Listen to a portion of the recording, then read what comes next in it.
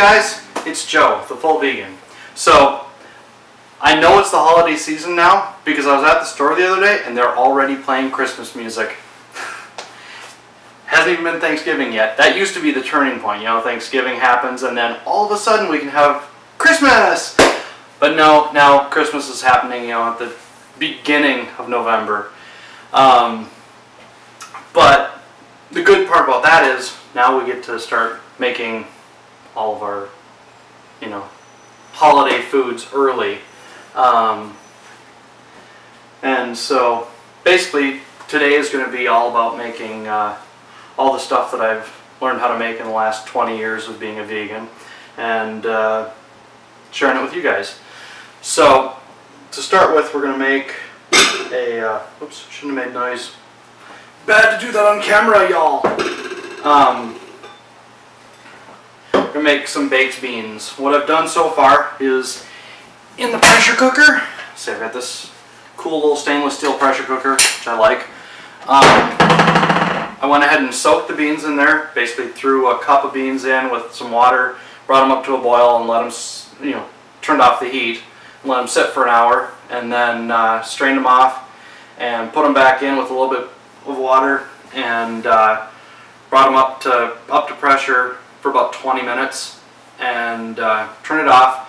And then, you know, they sat for probably an hour or so just to cool off a bit. And then I put them in here. So we've got beans that are already soft and ready to use. They're basically the same as what you get out of a can. For this recipe, most people will usually use like white beans or navy beans. I already had a bunch of pintos, so I'm using pinto beans in here.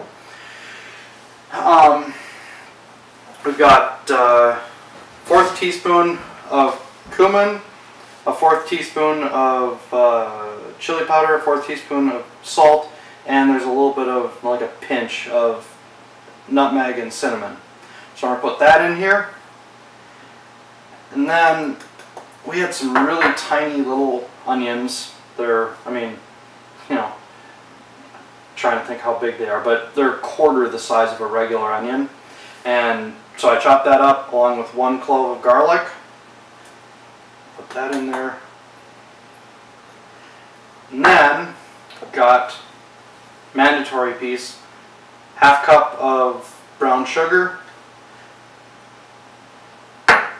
And then I'm going to put about, I don't know, 1/2 teaspoon to a teaspoon, whatever, of horseradish sauce. Horseradish, not sauce. Horseradish, I don't know, prepared horseradish. It's basically ground up horseradish and vinegar. Then we've got some tomato paste. This is a really small batch, so I'm just going to use probably about 2 tablespoons, I suppose. Yeah, put a little bit more. About 2 tablespoons total there. And then mustard. Plain old yellow mustard. Just a little bit of it. Probably about a teaspoon of it in there. Yeah. So now I have mustard on my finger. Gotta figure out what to... There we go. Solve that problem.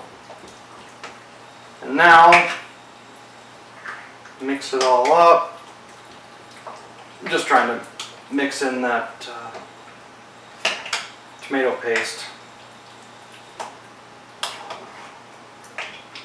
And then we have this cute little 3-place crock pot. So I'm going to throw it in there, put it on high. This will take probably about 2 hours to get cooked. The beans are already warm from the pressure cooker, and anyway, so it's all in there, and we'll be coming back to make some mashed potatoes. They're not just plain old mashed potatoes though, we do special things with them to make them really yummy. And oh, we're going to do wild rice pilaf, and in the fridge we have cranberries. We're going to make cranberry sauce. So, from fresh cranberries. And, oh, coleslaw. We're going to make some coleslaw dressing with some cashews and vinegar and other stuff. So, bunch of things. And, oh, and gravy. We're going to make some vegan gravy as well. So, I will be back with you shortly. Bye.